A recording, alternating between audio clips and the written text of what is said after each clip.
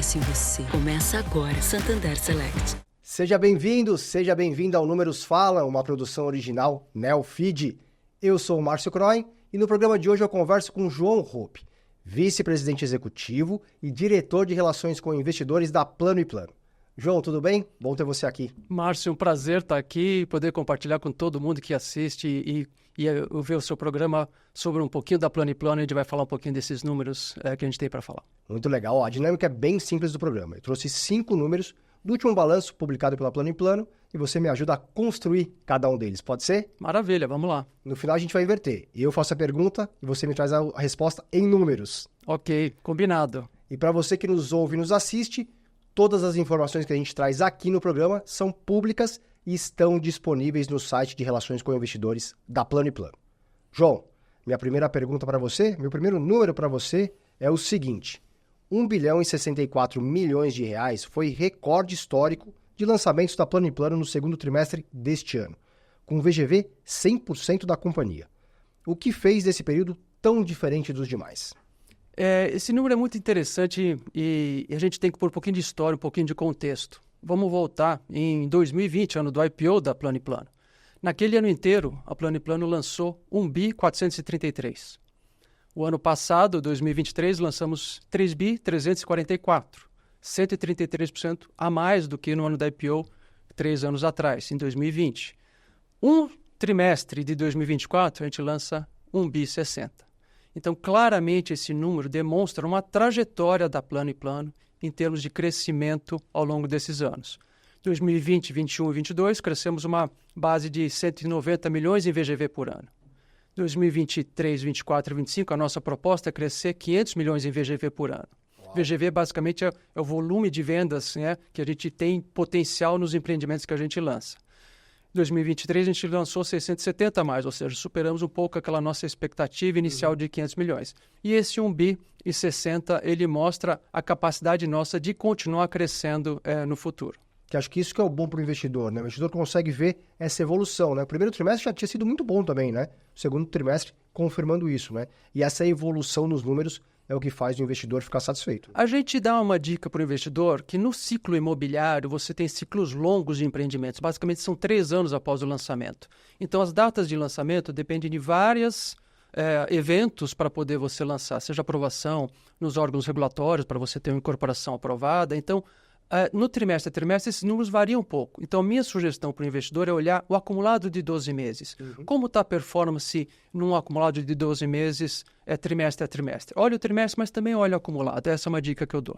Aliás, quando a gente fala em VGV, que é o valor geral de vendas, né? 100% da companhia que você não divide com ninguém, né? E no mercado de construção, normalmente você tem as divisões ali, seja por permuta ou alguma coisa. Isso é uma outra vantagem da empresa, né? Sim, esse número, às vezes vem um empreendimento onde a Plano & Plano não foi buscar o terreno ela mesma, veio um parceiro, alguma outra incorporadora que achou um terreno próprio para um produto que é a nossa característica de incorporação.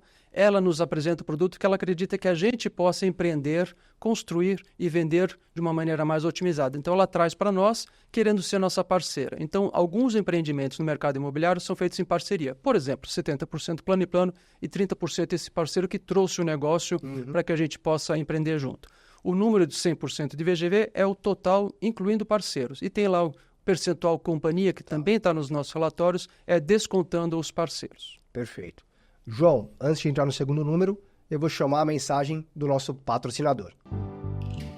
Olá, sou Ana Carolina, Head de Oferta e Mercado de Investimentos do Santander e estou aqui para te contar um pouquinho como é a experiência de investir com o Santander Select. Aqui, você conta com a mais robusta experiência de investimentos que garante acesso a um extenso portfólio de produtos geridos pelo olhar atento de especialistas no Brasil e no mundo, que trabalham para compor ofertas que agreguem valor e rentabilidade nos seus investimentos, de forma integrada e sem complicações. Para tornar ainda mais completa a nossa oferta de investimentos, você conta com a Toro Investimentos, empresa do Santander, com uma plataforma aberta de investimentos, A Toro foi fundada em 2010, com foco na educação financeira, e nunca perdeu seu DNA de educação e inovação para o universo dos investimentos. Não é à toa que escolhemos a Toro para fazer parte do Grupo Santander, garantindo aos nossos clientes a experiência completa e personalizada na hora de investir. E tudo isso com atendimento unificado no seu especialista Santander Select. Conte com uma assessoria especializada, com visão 360 dos seus investimentos, pensando em você todos os dias. Isso é ser Santander Select. Para mais informações sobre investimentos, acesse o nosso site e não se esqueça de seguir a nossa página do Instagram, Santander Select. Até a próxima! De volta com João Hoppe, vice-presidente executivo e diretor de relações com investidores da Plano & Plano. A gente falou no primeiro número sobre o recorde histórico da Plano & Plano. O segundo número é o seguinte, João, 17 bilhões e 800 milhões de reais era o Land Bank da Plano & Plano no fim do primeiro semestre deste ano. Também um recorde. O que esse banco de terrenos indica para o futuro da companhia? É muito interessante esse momento que nós estamos vivendo agora. Nós estamos com uma capacidade de achar bons negócios de uma maneira diferente dos anos passados. A Plano & Plano cresceu, tem visibilidade, a gente abriu capital, tem uma governança muito boa e isso atrai os permutantes, os donos de terrenos, para fazer negócios com empresas sólidas e consistentes. Nossa meta desse ano para comprar terreno era de 5,5 bi. Nós compramos mais de 6 bi de terreno ainda no primeiro semestre. Uau. Então, claramente, a gente vai superar e muito essa compra de terrenos ao longo desse ano. Quando a gente fala o Land Bank, o que isso significa para o futuro da empresa? É uma capacidade de crescimento. Falamos que a gente cresceu 190 milhões de VGV por ano, a proposta era crescer 500 milhões de VGV por ano. Com esse Land Bank, a gente se permite ousar a sonhar com crescimentos maiores. Então, o Land Bank é a matéria-prima inicial nossa para a gente poder crescer. Então, esse ano a gente cresce em Land Bank, e aí a gente vai decidir quais os empreendimentos mais adequados para a gente incorporar, lançamento disso num planejamento que vai até 2028, 2029. Alguns deles são terrenos imensos, onde a gente faz em fases, outros são menores, uma fase só. Então, esse Land Bank nos deixa preparados para um crescimento mais acelerado do que a gente tem entregue. E construtora sempre tem que ter Land Bank grande? Vocês sempre tem que estar com bons terrenos ali para começar a fazer isso rodar? Na verdade, a gente tem um planejamento de médio e longo prazo, onde a gente tem que crescer de uma maneira sustentável e mitigando nossos riscos. Então, o Land Bank tem que estar adequado a esse planejamento. Na medida que, se eu lançasse muita coisa, não tiver uma capacidade financeira ou não tiver uma capacidade operacional de lançar, de engenharia, de projetos, eu posso me dar muito mal. Então, é importante a gente ter esse planejamento de médio prazo, a gente sabe que tamanho a gente quer ser, mas mais importante é como é que é a segmentação desses produtos. Baixa renda, ou no Minha Casa Minha Vida, no caso tem lá o faixa 1, que tem a renda mais baixa, faixa 2 e 3, classe média baixa. Então a gente já sabe, em São Paulo, o que a gente tem de terreno, o que a gente quer ser ano a ano e onde estão os buracos de segmentação. Então a gente procura comprar terrenos que preencham essa lacuna para esse planejamento de médio prazo. Então, no fundo, a resposta é: tem que ter um Land Bank do tamanho do seu sapato e do que a gente quer ser no futuro. Então, a gente vem crescendo ao longo dos anos e hoje estamos com esse recorde de Land Bank que a gente falou. É um espetáculo. E tem não só regiões que vocês olham com mais carinho e mais cuidado, mas negócios melhores a serem feitos? Não sei se está num momento bom para fazer compra de terreno ou não, né? Dependendo da taxa de juros, tem vários fatores que influenciam nessa negociação, né? Tem sim. Em São Paulo, o mercado é imenso. Nós estamos falando de 12 milhões de pessoas, são 11,9 milhões de pessoas na última estatística que saiu do IBGE. São Paulo estendido chega em 20 milhões de pessoas na região metropolitana e a cidade é muito verticalizada mais no centro. Quando você vai para a periferia de São Paulo, onde tem boa parte do nosso público-alvo, tem muito terreno disponível. Então, no fundo, o que a gente procura e a gente consegue comprar são terrenos bem adequados para os produtos e o público-alvo que a gente tem. Para você ter uma ideia, a gente avalia no nosso funil de escolha de terrenos mais de 1.000 terrenos por ano. Uau! Para poder comprar entre 25, 23, 28 terrenos no ano. Então, a gente pode escolher adequadamente um que caiba na nossa filosofia, no produto que a gente quer. Isso é falar um detalhe importante. Nós, Plano & Plano, estamos sendo mais seletivos na compra de terrenos. A gente começa a olhar terrenos um pouco maiores em São Paulo para que o efeito de ganho de escala em toda a jornada do empreendimento ela ocorra, seja na área de projetos, seja na área de engenharia, seja na área de vendas, onde você tem um projeto maior, um esforço concentrado ganhando economia de escala. Então, a gente está mais seletivo na compra de terrenos também. Imagina, 1.000 terrenos olhando né, por ano, é muita coisa. É muita coisa, você tem que ter muita atenção e oportunidade. saber oportunidades que tem ali, saber por que eu estou descartando esse e pegando o do lado, por exemplo, né? É basicamente métricas sociais, de renda, de produto, de concorrência, de oferta de produto, de falta de oferta de produto, ou seja, a demanda ser forte, e nossas capacidades de produção em toda essa jornada, é aí que a gente escolhe o que comprar. Muito bom. João, terceiro número para você. 8.827 era o estoque de unidades disponíveis para venda no fim do primeiro semestre deste ano. Esse é um volume alto em comparação aos lançamentos da companhia? Há necessidade de redução? Vamos colocar isso no contexto, em vez de unidades, vamos colocar ele em VGV, potencial de vendas. Primeira coisa importante, essas 8.800 unidades, elas são disponíveis para venda. O que tem de estoque pronto nesse número? 200 unidades. Tá. Sendo que 100 unidades é um projeto nosso que a gente fez para aluguel e a gente vai vender alugado. Então, a gente tem ociosos 100 unidades. Para ter uma ideia, ontem... O balanço é quase nada, né? Ontem foi um dia de semana, nós vendemos 44 unidades num dia. Então, ter 100 unidades prontas em estoque é um giro de 1, 2, 3 dias. Então, isso não nos preocupa. O que a gente procura fazer dentro de uma filosofia de ser leve em ativos é entregar os empreendimentos com 100% vendido, que é praticamente o que ocorre. Voltando ao número. Se a gente voltar a colocar isso em termos de VGV, hoje nós temos um pouco mais de 2 bi em VGV, no nosso estoque disponível para venda.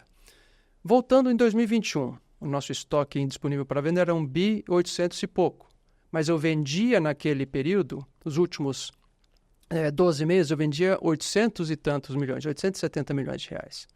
A relação estoque sobre a venda dos últimos 12 meses era 2,2 anos. Como é que está hoje? Eu tenho 2 bi 408 em estoque, em VGV, e eu vendi nos últimos 12 meses 2 bi 480. Eu inverti essa relação para 0,97. Qual é o nosso objetivo? Chegar em meio. Isso é uma trilha que a gente vai continuar buscando para que daqui 1 ano e meio, 2, a gente esteja perto de meio ano de estoque disponível para venda em relação às vendas dos últimos 12 meses. Isso cria um círculo virtuoso, onde toda a máquina da empresa acaba se voltando para a venda dos lançamentos, em vez de voltar a fazer todo um esforço de venda do estoque que está sendo produzido. E aí você tem lançamentos mais fortes, o ciclo de caixa melhor, aumenta o VPL do projeto, aumenta a rentabilidade da empresa. Então, é uma trilha que estamos seguindo já há alguns anos. E esse meio, né, é um número espetacular, né? Uns anos atrás, várias empresas tiveram que fazer liquidação rápida de estoque aí, porque estava com problema no balanço, né? E mesmo o número de hoje de vocês, que é abaixo de 1, é um número muito bom na minha visão. Ele é bom, mas a gente procura ser melhor que a concorrência, a gente quer ser melhor que os outros, até para a gente ter resiliência nesse mercado. Na medida que a gente procura mitigar riscos e ser resiliente, o Brasil não é para amadores, a gente já sabe disso. Verdade. Então, a gente quer ter uma performance à prova de flutuações macroeconômicas, por exemplo, que a gente sabe que vão ocorrer. Então, ter um indicador desse, ter um estoque baixo para nós, é um dos indicadores importantes. Que legal. Você falou de problemas macroeconômicos. O quanto que o juro alto interfere no seu negócio? Muito? Não interfere tanto, porque da nossa venda, praticamente 80% da nossa venda é voltado para o programa Minha Casa Minha Vida. O programa Minha Casa Minha Vida é financiado pelo Fundo de Garantia, que tem juros atrelados à TR e juros pré-fixados entre 4% e 4,5%, até para o nosso cliente, né? 4%, 4,5% até 8%. E esses juros que é pré-fixado não tem influência da Selic, ele tem influência da TR. Então, na medida que a Selic sobe, ele afeta mais a classe média e a classe média alta e a classe alta. Não afeta tanto o nosso negócio. Então, a gente está, de alguma maneira, blindado à taxa de juros alta. Tem um hedge aí já natural, né? Da próprio negócio, né? E aí você falou um negócio que me chamou a atenção, 100 unidades que vocês pegaram para alugar. Sim. É o novo negócio que vocês estão bolando? A gente precisa estar atento a oportunidades. Então, há 2 anos atrás, tinha um empreendimento que a gente tinha um olhar para ele diferente. A gente falou, vamos fazer uma parceria com uma empresa que faz gestão de aluguel. Nós colocamos ele para ser alugado. Ele foi alugado 100% e nós estamos testando a hipótese de vender esse produto já alugado e se a gente conseguir uma mais-valia ali. Nós não queremos carregar os ativos, não é o negócio da companhia. Nosso negócio, para quem não conhece a Plano & Plano, é a incorporação, que vai da compra do terreno, fazer o projeto, todas as aprovações, aí vai para a esteira de construção e vendas de uma maneira totalmente verticalizada. Não, foi um teste que a gente fez, mas ele é uma coisa muito pequena dentro do todo. Muito bom. Quarto número para você, João. 8,7% foi a participação das despesas comerciais na receita da companhia no segundo trimestre deste ano, uma redução de 3,3 pontos percentuais sobre o mesmo período do ano passado. O que explica esse controle de custos? Márcio, é o seguinte, a gente vê as despesas da empresa, sejam administrativas ou comerciais, de uma maneira muito importante, obviamente, como qualquer negócio. E a despesa comercial, eu daria 3 variáveis importantes que influenciam esse número. A gente tem que ter produto, a gente tem que ter produtividade, tem que ter escala. O mais fácil, escala. Na medida que eu tenho alguns gastos fixos, por exemplo, eu monto uma loja em São Paulo, a gente não monta stand somente no terreno que a gente vai vender. A gente vende em algumas regiões com muitos prédios sendo construídos na mesma área, então a gente tem uma loja de rua, por exemplo. Então eu tenho um gasto fixo e na medida que eu tenho esse gasto fixo, tenho mais empreendimentos, eu diluo esse gasto fixo. Na outra ponta eu tenho despesas variáveis, por exemplo, comissão de vendas para os nossos corretores é uma despesa variável, então eu tenho uma diluição de gastos fixos na medida que eu cresço. Então esse é o mais simples, escala. Produto, isso é ao longo do tempo. A gente tem que desenvolver produto que seja muito adequado ao público-alvo. Então, eu não posso fazer, por exemplo, na Zona Leste, uma região de uma renda mais baixa, um produto muito caro que eu não vou vender. Então, na medida que eu faço um produto adequado para aquele público-alvo e coloco atributos de uma área para pet, uma boa academia, uma demanda de uma sala para coworking, etc., dentro do condomínio, eu consigo ter um produto adequado para venda. Eu preciso gastar menos com marketing para vender aquele produto. Então, falamos de escala de produto e depois produtividade. Acho que esse é o principal diferencial nos últimos anos, onde a gente está investindo em tecnologia, a gente tem uma base imensa de dados de clientes lá no nosso software, que é o Salesforce, que é mundialmente conhecido. A gente traz essa base de dados para a gente entender o cliente, fazer leads digitais mais adequados para o nosso público-alvo, volta um lead mais qualificado e, por exemplo, eu mudo minha taxa de conversão, que em 2021 foi de 0,66% para o ano passado de 1,6%. Eu aumento minha taxa de conversão em loja no ano passado, de cada 100 pessoas que visitavam a nossa loja, 22 assinavam um contrato. Esse ano nós estamos entre 25% e 27% de cada visita na loja, uma assinatura de contrato. Tudo isso vem de produtividade através de tecnologia, de conhecer o cliente, campanhas inovadoras de marketing que a gente aproveita para trazer aquele cliente qualificado e adequado para o nosso produto, diminui o nosso custo de aquisição do cliente e reflete na despesa comercial, como você falou. Cara, como é bom entender dados, né, para você saber como você consegue converter melhor, né? Porque é o desafio, né, do setor de construção, do setor imobiliário como um todo, né? Sempre gastou muito em marketing para você atrair o consumidor, né?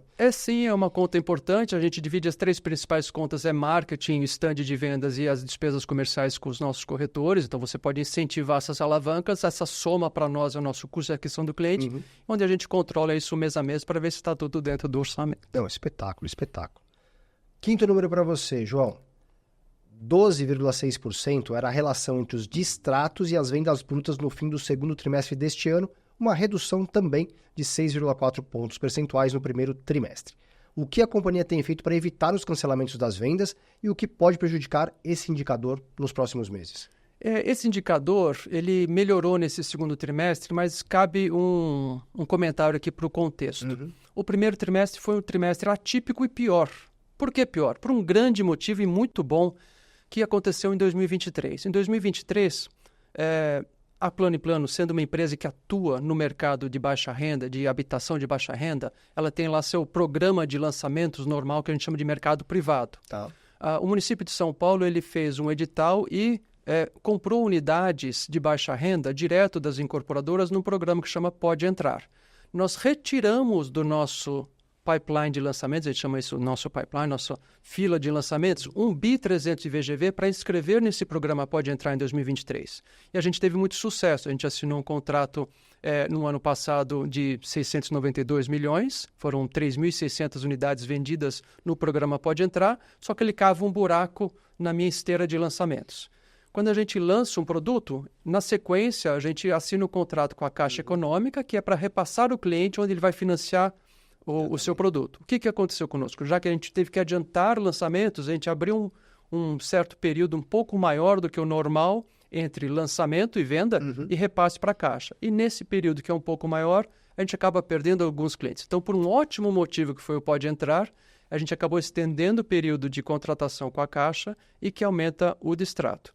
Agora, já com esse período entrando na normalidade, a gente entra nos próximo de 11% a 13% é o que a gente deve enxergar para frente, o índice de distrato normal que acontece com a Plano & Plano. Eu imagino também que seja diferente do mercado de classe média, né? Que os distratos são muito grandes, né?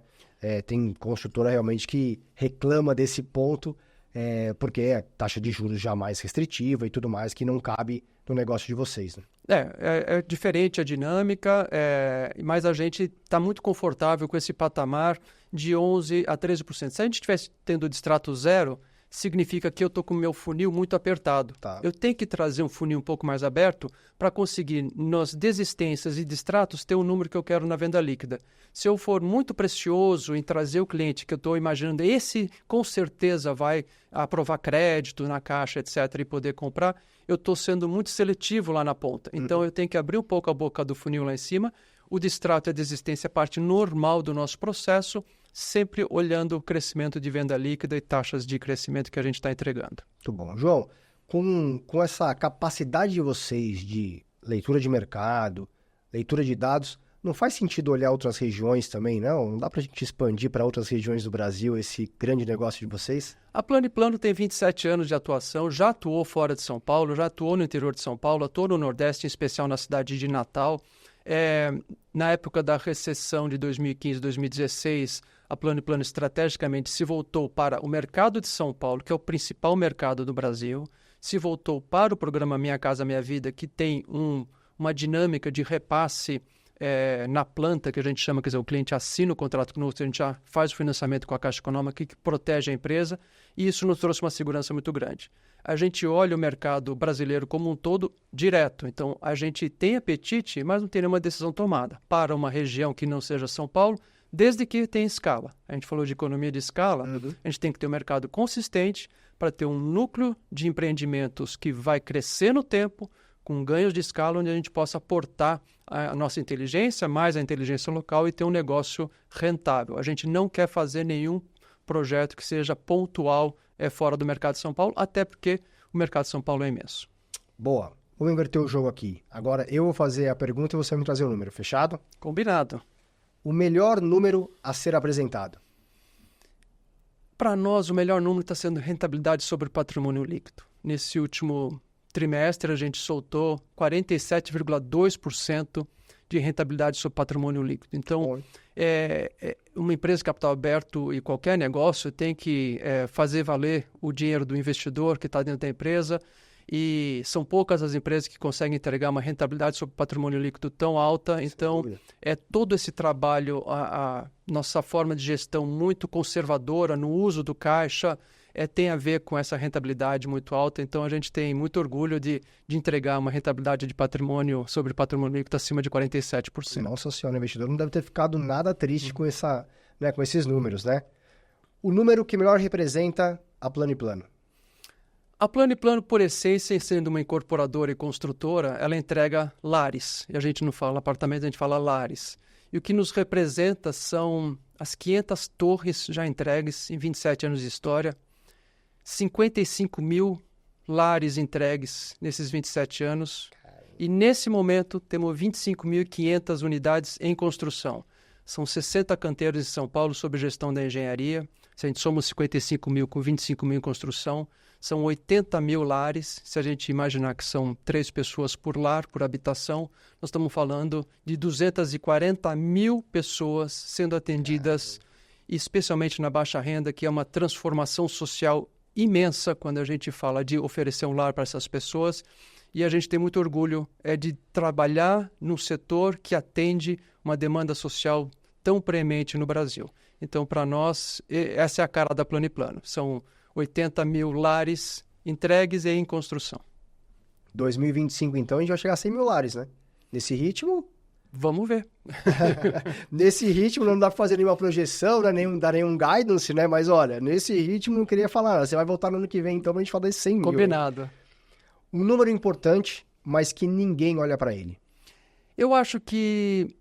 Eu trago para você, Márcio, um número que é interessante, que as pessoas, quando olham o mercado imobiliário, talvez não estejam atentas ao potencial que a gente tem quando a gente fala de São Paulo. Isso é o déficit habitacional. Na cidade de São Paulo, são dados de 2020, 626 mil habitações no déficit habitacional. A região metropolitana são 900 mil unidades de déficit habitacional. O estudo que diz que entre 2020 e 2030 serão demandadas novas habitações, pessoas que casam, que vão sair de casa ou estão migrando de algum lugar para São Paulo. O número que cresce anualmente são 70 mil unidades ano. A indústria como um todo da incorporação entrega mais ou menos os 70 mil unidades por ano. Na baixa renda, até agora, foram 35 mil unidades ano. Ou seja, o que as pessoas não estão enxergando é que é um negócio que a restrição não está na demanda. Então, a gente consegue, o ano passado vendemos 14 mil unidades. Para eu crescer para 18 mil unidades, 19 mil unidades, não faz nem coceguinha na demanda que existe. Então, existe uma capacidade de crescimento, uma oferta que as pessoas talvez não tenham essa consciência. Então, esse é o número que às vezes está escondido. E a restrição da empresa fica sendo seu crescimento sustentável e operacional. Então, a gente sabe as nossas restrições, quanto que a gente quer crescer, já falamos um pouco sobre crescimento.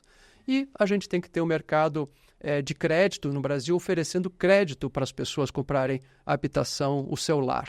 Então, essas duas coisas são mais restritivas do que esse número que ninguém está enxergando ou não tem consciência plena dele, fora do mercado imobiliário, que é o déficit habitacional da cidade de São Paulo e da região metropolitana de São Paulo. Que enorme, hein? Não imaginava, assim, você falou, fiquei até assustado deste tamanho o déficit habitacional. E isso traz todas as mazelas sociais para essas famílias, uma vida muito mais sofrida. Então, esse programa de habitação popular de baixa renda, ele é muito importante para o Brasil, no Brasil inteiro, e a gente tem todas nas esferas federal, estadual e municipal, programas diferentes procurando atender essa demanda, e a gente precisa defender isso, porque o Brasil precisa tirar essas pessoas da habitação improvisada para uma habitação organizada e protegida. E o quanto isso dá de dignidade para as pessoas, né? Sem dúvida. Lembrar disso, né?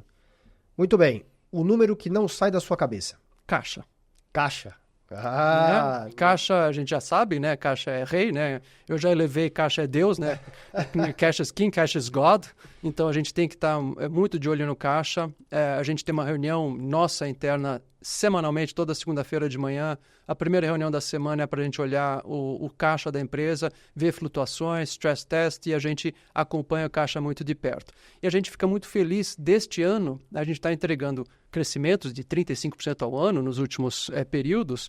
A gente está entregando esse ano crescimento com geração de caixa em 2024. Os primeiros 6 meses foram 62 milhões e meio de geração de caixa na operação. Então, a gente está conseguindo crescer com geração de caixa. Deve ser um motivo de orgulho para vocês, porque o setor imobiliário passou por um período difícil na pandemia, né? E ali vocês tiveram que ser muito mais atentos, né? Muito mais diligentes com esse caixa, né? Passado o susto inicial da pandemia, que ninguém sabia exatamente o que ia acontecer, a gente teve a felicidade da construção civil ser decretado uma atividade essencial. Na medida que ela é uma atividade essencial, ela pôde continuar construindo o canteiro de obras, ou seja, nossas obras não pararam. E por incrível que pareça, as empresas que estavam preparadas para o mundo digital, elas conseguiram continuar interagindo no mundo digital e as vendas só aceleraram para nós.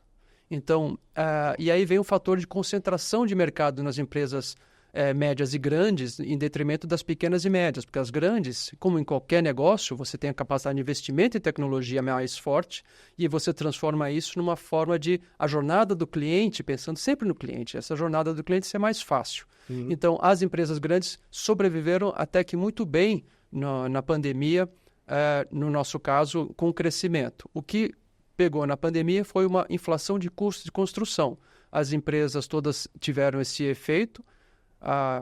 Nosso supply chain no mundo, quer dizer, a cadeia de suprimentos no mundo teve uma certa disrupção, e aí você tem uma demanda grande de construção, seja reforma de casa, seja na construção pesada, e aí os preços subiram. Então, essa época da pandemia, o desafio foi mais custos e não em termos de venda e crescimento. Muito bem, João, para terminar, o próximo número vai ser? Recorde. A gente sabe que a gente não pode dar números de futuro, mas o nosso próximo número vai ser recorde. A gente está mirando para 2024 ser o melhor ano da história da Plano & Plano e estamos mirando para 2025 ser mais um ano de recorde, sendo o melhor ano da história da Plano & Plano. Muito bem, vamos nos falar ano que vem de novo então, hein? Obrigado, viu? Eu que agradeço, um prazer. E obrigado a você que nos ouviu e nos assistiu. Se você não segue o Neofeed nas redes sociais, pode procurar. Estamos em todas. Um abraço e até a próxima.